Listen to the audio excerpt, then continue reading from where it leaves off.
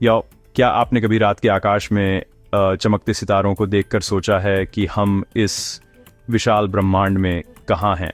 कल्पना कीजिए कि आप एक ऐसे अंतरिक्ष यान में सवार हैं जो प्रकाश की गति से यात्रा कर सकता है। फिर भी हमारी अपनी आकाशगंगा मिल्की वे के एक छोर से दूसरे छोर तक जाने में आपको 1 लाख वर्ष तक वर्ष से भी अधिक का समय लग जाएगा। ये विशालता मन को चकरा देने वाली है। और इसी विशाल ब्रह्मांड के एक छोटे से शांत कोने में हमारा घर है, सौर मंडल। ये एक अद्भुत और जटिल प्रणाली है जिसमें एक तारा, 8 ग्रह, अनगिनत चंद्रमा, क्षुद्र ग्रह, धूमकेतु और धूल के बादल शामिल हैं। ये सब एक साथ गुरुत्वाकर्षण के अदृश्य धागों से बंधा हुआ है जो एक लौकिक नृत्य में एक साथ घूम रहा है। हमारा सौर मंडल लगभग 4.6 अरब साल पहले गैस और धूल के एक विशाल घूमते हुए बादल से बना था, जिससे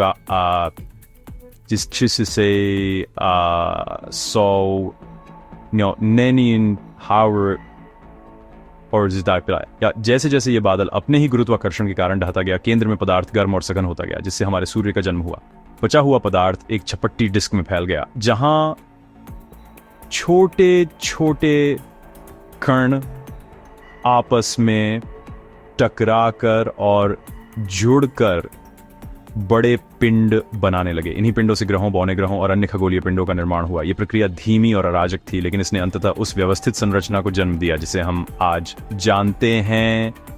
हमारे सौर मंडल की कहानी ब्रह्मांडीय निर्माण और परिवर्तन की एक अविश्वसनीय गाथा है।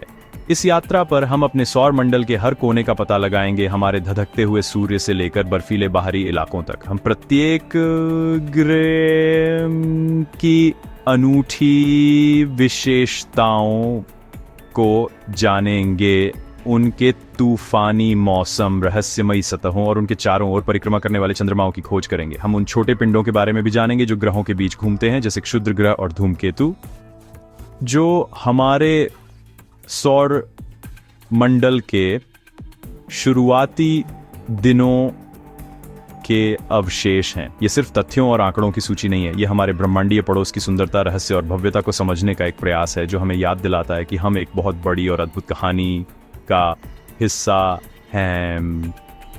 सौर मंडल को समझना केवल खगोल विज्ञान का अध्ययन करना नहीं है, ये हमारे अपने अस्तित्व को समझने के बारे में है। पृथ्वी पर जीवन सूर्य से मिलने वाली गर्मी और प्रकाश के कारण ही संभव है।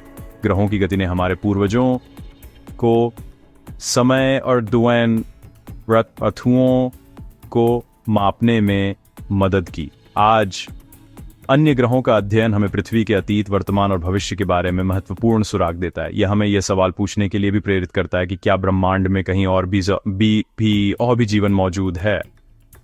तो अपनी सीट बेल्ट बांध लें और इस अद्भुत यात्रा के लिए तैयार हो जाए, क्योंकि हम अपने सौर मंडल के रहस्यों को उजागर करने के लिए निकल रहे हैं। हमारे सौर मंडल के केंद्र में इसका धड़कता हुआ दिल सूर्य है। ये कोई ग्रह नहीं है बल्कि एक तारा है, गर्म चमकती हुई गैस का एक विशाल गोला। सूर्य इतना बड़ा है कि इसमें लगभग 13 लाख पृथ्वी समा सकती हैं। इसका विशाल गुरुत्वाकर्षण ही पूरे सौर मंडल को एक साथ बांधे रखता है, ग्रहों को अपनी अपनी कक्षाओं में खींचता है और उन्हें अंतरिक्ष में भटकने से रोकता है। सूर्य ऊर्जा का एक अविश्वसनीय स्रोत है जो हर सेकंड में इतनी ऊर्जा पैदा करता है जितनी मानवता अपने पूरे इतिहास में उपयोग नहीं कर पाई है। यह ऊर्जा परमाणु संलयन नामक प्रक्रिया से आती है, जहां इसके कोर में अत्यधिक दबाव और तापमान हाइड्रोजन परमाणुओं को हीलियम में बदल देता है। सूर्य के बिना पृथ्वी पर जीवन जैसा कि हम जानते हैं मौजूद नहीं होता। यह हमें प्रकाश प्रदान करता है जो पौधों को प्रकाश संश्लेषण के माध्यम से भोजन बनाने में मदद करता है। यह प्रक्रिया पृथ्वी पर अधिकांश खाद्य श्रृंखलाओं का आधार है। सूर्य की गर्मी हमारे ग्रह को गर्म रखती है, जिससे पानी तरल अवस्था में रह सकता है जो जीवन के लिए आवश्यक है। यह हमारे मौसम के पैटर्न को भी संचालित करता है, महासागरों को गर्म करता है, हवाएं बनाता है और जल चक्र को चलाता है। संक्षेप में, सूर्य हमारे सौर मंडल का पावर हाउस है जो हर ग्रह, हर चंद्रमा और हर जीवित प्राणी को प्रभावित करता है। सूर्य की सतह, जिसे फोटोस्फीयर कहा जाता है, का तापमान लगभग 5500 डिग्री सेल्सियस है, लेकिन इसका कोर अविश्वसनीय रूप से 1,50,00,000 डिग्री सेल्सियस तक पहुंच जाता है। सूर्य पर भी मौसम होता है, लेकिन यह पृथ्वी के मौसम से बहुत अलग है। सौर ज्वालाएं और कोरोनल मास इजेक्शन ऊर्जा और कणों के शक्तिशाली विस्फोट हैं जो सूर्य की सतह से अंतरिक्ष में फैलते हैं। ये सौर तूफान पृथ्वी पर हमारे उपग्रहों, संचार प्रणालियों और पावर ग्रिड को प्रभावित कर सकते हैं।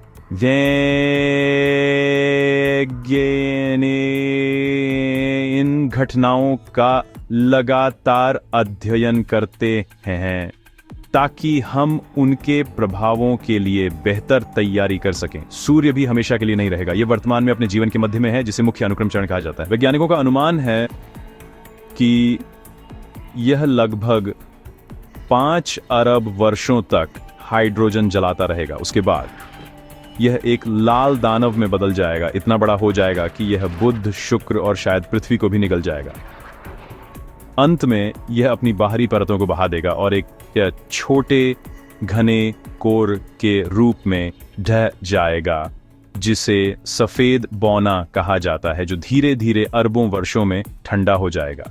यह एक नाटकीय अंत है, लेकिन यह हमें याद दिलाता है कि ब्रह्मांड में सब कुछ, यहां तक कि सबसे शक्तिशाली तारे भी, परिवर्तन के अधीन हैं।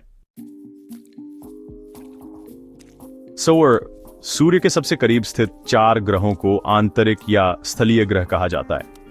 ये हैं बुध, शुक्र, पृथ्वी और मंगल।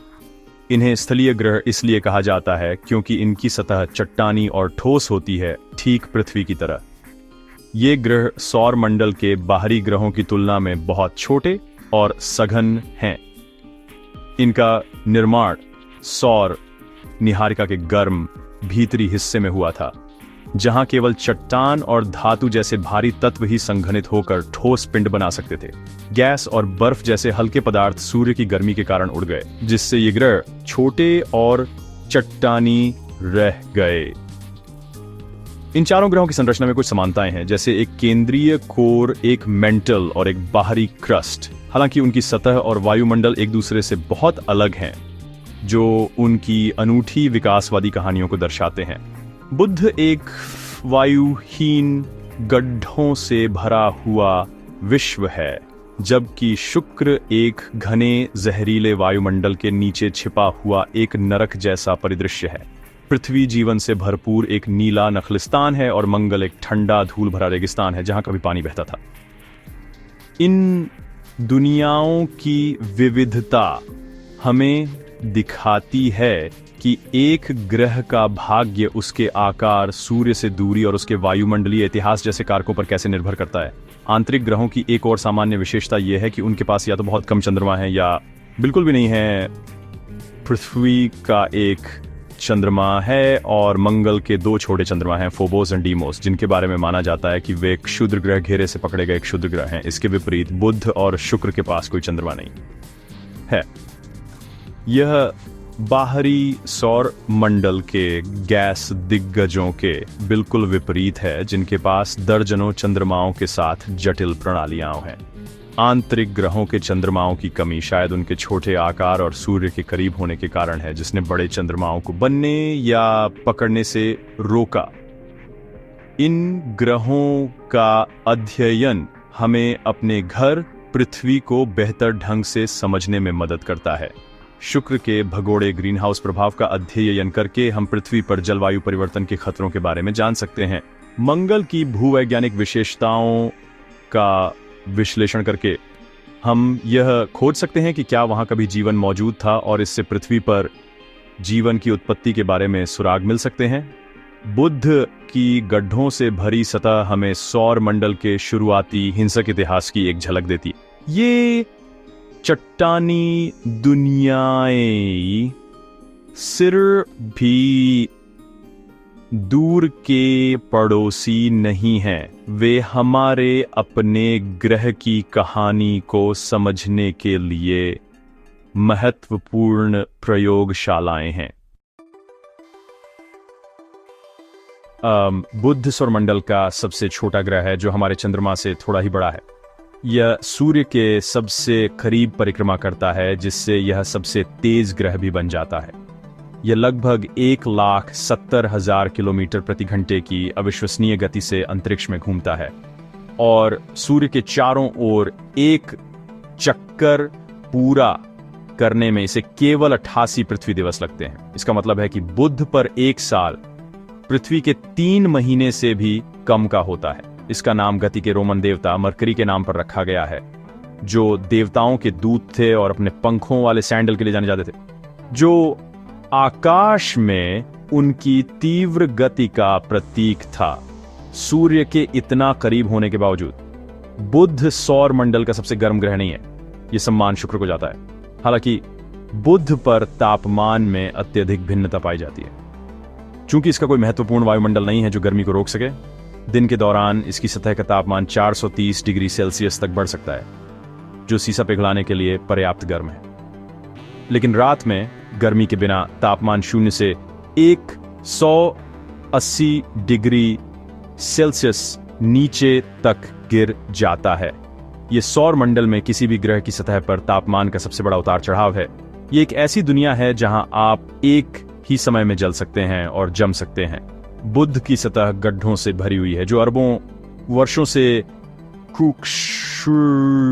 ग्रहों और धूमकेतुओं के साथ हुई टक्करों के निशान है। इसकी सतह चंद्रमा की सतह जैसी दिखती है, जो एक लंबे और हिंसक अतीत का संकेत देती है। सबसे प्रमुख विशेषताओं में से एक कैलोरिस बेसिन है, जो लगभग 1550 किलोमीटर व्यास का एक विशाल प्रभाव गड्ढा है। यह टक्कर इतनी शक्तिशाली थी कि इसने ग्रह के दूसरी तरफ भूकंपीय तरंगें भेजी, जिससे एक अजीब अस्त व्यस्त भूभाग बन गया। बुध की सतह पर लंबी चट्टानें भी हैं, जिन्हें स्कार्प्स कहा जाता है, जो तब बनी जब ग्रह का आंतरिक भाग ठंडा और सिकुड़ गया, जिससे उसकी पपड़ी झुर्रीदार हो गई। बुध के बारे में सबसे दिलचस्प तथ्यों में से एक यह है कि इसके ध्रुवों के पास स्थायी रूप से छाया वाले गड्ढों में पानी की बर्फ मौजूद हो सकती है। यह विरोधाभासी लग सकता है कि सूर्य के इतने करीब एक ग्रह पर बर्फ हो सकती है, लेकिन इन गड्ढों के फर्श तक कभी भी सीधी धूप नहीं पहुंचती है, जिससे वे बेहद ठंडे रहते हैं। वैज्ञानिकों का मानना है कि यह बर्फ धूमकेतुओं या क्षुद्र ग्रहों द्वारा लाई गई हुआ है,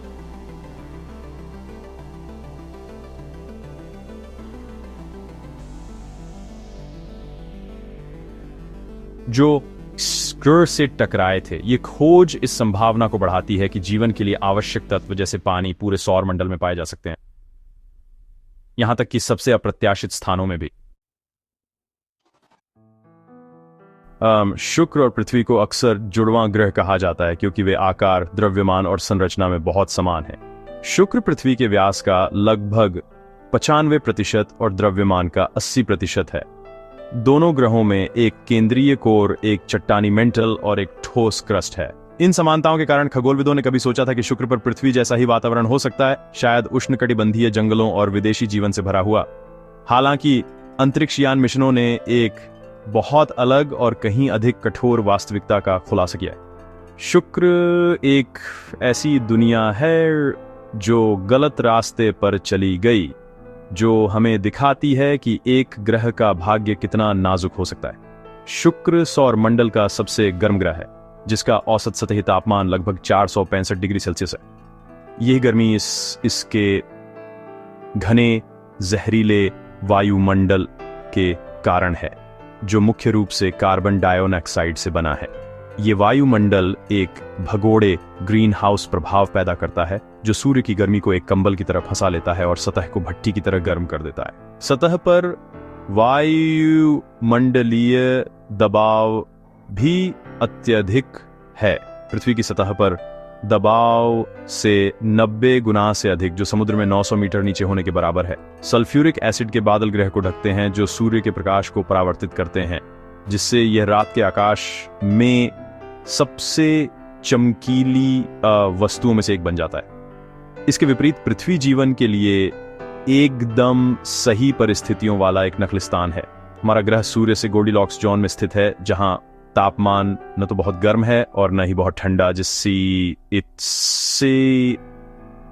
पानी अपनी तरल अवस्था में मौजूद रह सकता है। हमारा वायुमंडल जो मुख्य रूप से नाइट्रोजन और ऑक्सीजन से बना है, हमें हानिकारक सौर विकिरण से बचाता है और तापमान को स्थिर रखने में मदद करता है। पृथ्वी की एक और अनूठी विशेषता इसकी टेक्टोनिक प्लेटें हैं, जो ग्रह की सतह के बड़े हिस्से हैं जो लगातार गतिमान रहते हैं। ये प्रक्रिया ज्वालामुखियों, भूकंपों और पहाड़ों का निर्माण करती है और ये ग्रह के कार्बन चक्र में एक महत्वपूर्ण भूमिका निभाती है, जो जलवायु को नियंत्रण करने में मदद करती है। शुक्र की एक और अजीब विशेषता इसकी धीमी और उल्टी परिक्रमा है। ये अपने अक्ष पर बहुत धीरे धीरे घूमता है, जिससे इसका एक दिन 243 पृथ्वी दिवस इसके एक वर्ष 225 पृथ्वी दिवस से भी लंबा हो जाता है। इसके अलावा यह अधिकांश अन्य ग्रहों के विपरीत पूर्व से पश्चिम की ओर घूमता है। वैज्ञानिक निश्चित नहीं है कि ऐसा क्यों है, लेकिन एक सिद्धांत यह है कि अतीत में एक विशाल टक्कर ने इसे पलट दिया होगा। शुक्र और पृथ्वी की ये परीत कहानियां हमें एक महत्वपूर्ण सबक सिखाती हैं। एक ग्रह का वातावरण और भूवैज्ञानिक इतिहास उसके भाग्य को निर्धारित करने में महत्वपूर्ण भूमिका निभाते हैं और पृथ्वी पर जीवन का संतुलन वास्तव में कितना कीमती और नाजुक है। मंगल, जिसे अक्सर लाल ग्रह कहा जाता है, आंतरिक ग्रहों में चौथा और अंतिम ग्रह है।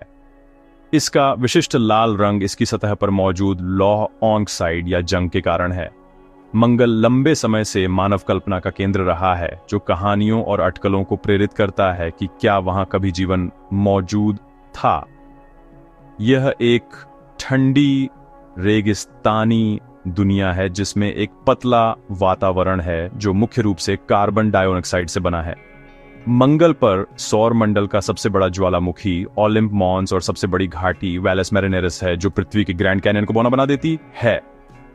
ये विशाल भूवैज्ञानिक विशेषताएं एक ऐसे अतीत का संकेत देती हैं जब ग्रह भूवैज्ञानिक रूप से बहुत अधिक सक्रिय था।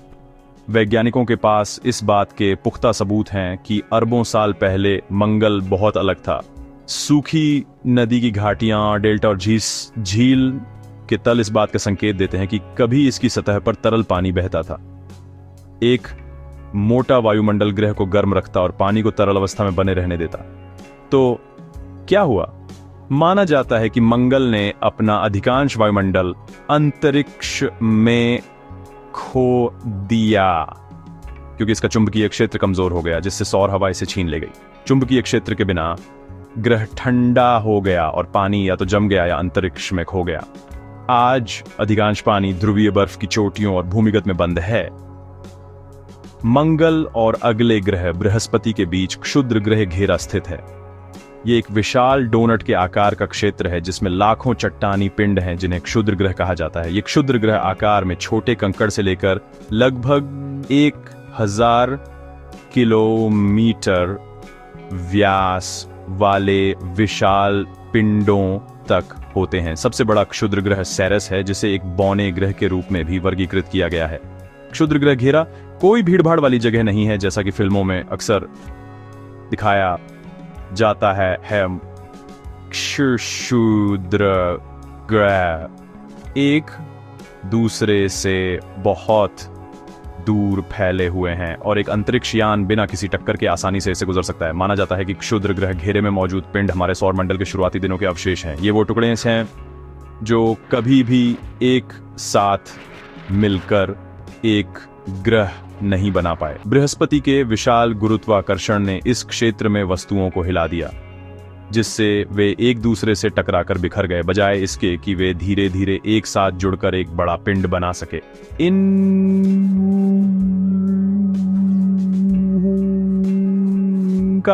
अध्ययन वैज्ञानिकों के लिए महत्वपूर्ण है क्योंकि वे सौर मंडल के निर्माण खंडों के प्राचीन नमूने हैं।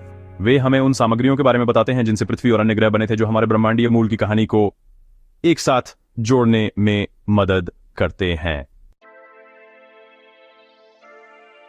क्षुद्र ग्रह घेरे से परे सौर मंडल का बाहरी इलाका शुरू होता है, जो गैस और बर्फ के दिग्गजों का क्षेत्र है। ये ग्रह हैं बृहस्पति, शनि, यूरेनस और नेपच्यून। वे आंतरिक ग्रहों की तुलना में बहुत बड़े हैं और मुख्य रूप से हाइड्रोजन, हीलियम और मीथेन जैसी गैसों से बने हैं। उनकी कोई ठोस सतह सरह ना सत्साइंद्रनी है। यदि आप उन पर उतरने की कोशिश करते तो आप बस उनके घने वायुमंडल में और गहरे डूबते चले जाते। इन ग्रहों का निर्माण सौर निहारिका के ठंडे बाहरी हिस्से में हुआ था, जहां न केवल चट्टान और धातु बल्कि बर्फ और गैसें भी संघनित हो सकती थीं, जिससे वे इतने विशाल आकार तक बढ़ सके। बृहस्पति सौर मंडल का राजा है, जो अन्य सभी ग्रहों के संयुक्त द्रव्यमान से 2 गुने से भी अधिक है। ये अपने तेज घूर्णन एक दिन 10 घंटे से भी कम का होता है और ग्रेट रेड स्पॉट के लिए जाता है, जो एक विशाल तूफान है जो सदियों से चल रहा है और पृथ्वी से भी बड़ा है। शनि अपने शानदार वलयों के लिए प्रसिद्ध है, जो बर्फ और चट्टान के अरबों छोटे कणों से बने हैं। यूरेनस और नेपच्यून को बर्फ के विशालकाय कहा जाता है। वायुमंडल में मीथेन जैसी बर्फीली सामग्री की मात्रा अधिक होती है, जो उन्हें उनका नीला रंग देती है। यूरेनस की एक अनूठी विशेषता यह है कि यह अपनी तरफ झुका हुआ है, जिससे यह अपनी कक्षा में एक लुढ़कती हुई गेंद की तरह घूमता है। इन विशाल ग्रहों से परे हमारे सौर मंडल का एक और सदस्य है जिसके बारे में बहुत चर्चा होती है, प्लूटो। कई वर्षों तक 9वें ग्रह के रूप में जाना जाने वाला प्लूटो को 2006 में अंतर्राष्ट्रीय खगोलीय संघ द्वारा एक बौने ग्रह के रूप में पुनर्वर्गीकृत किया गया। ऐसा इसलिए था क्योंकि खगोलविदों ने प्लूटो जैसे कई अन्य पिंडों की खोज की थी, जो नेपच्यून से परे एक बर्फीली क्षेत्र में स्थित थे, जिसे क्विपर बेल्ट कहा जाता है। एक ग्रह की नई परिभाषा के अनुसार एक पिंड को अपनी कक्षा के आसपास के क्षेत्र को साफ करना होता है, जिसका अर्थ है कि उसे अपने गुरुत्वाकर्षण से अपने रास्ते में आने वाले छोटे पिंडों को या तो अवशोषित कर लेना चाहिए या बाहर निकाल देना चाहिए। प्लूटो इस मानदंड को पूरा नहीं करता है, क्योंकि यह क्विपर बेल्ट के कई अन्य पिंडों के साथ अपनी कक्षा साझा करता है। हमारा सौर मंडल मिल्की वे आकाशगंगा के भीतर स्थित है, जो अरबों सितारों का एक विशाल सर्पिल संग्रह है। हम आकाशगंगा के केंद्र से बहुत दूर ओरियन आर्म नामक एक बाहरी सर्पिल भुजा में स्थित है। ये एक शांत और अपेक्षाकृत खाली क्षेत्र है, जो हमें ब्रह्मांडीय खतरों से बचाता है। जब हम रात के आकाश को देखते हैं तो हम न केवल अपने सौर मंडल के पड़ोसियों को देखते हैं, बल्कि हम अरबों अन्य सितारों को भी देख रहे हैं, जिनमें से कई के अपने ग्रह हो सकते हैं। यह हमें आश्चर्यचकित करता है। क्या हम अकेले हैं? सौर मंडल की अद्भुत यात्रा हमें न केवल हमारे घर के बारे में सिखाती है, बल्कि यह हमें ब्रह्मांड में हमारे स्थान और अनंत भावनाओं के बारे में सोचने के लिए भी प्रेरित करती है।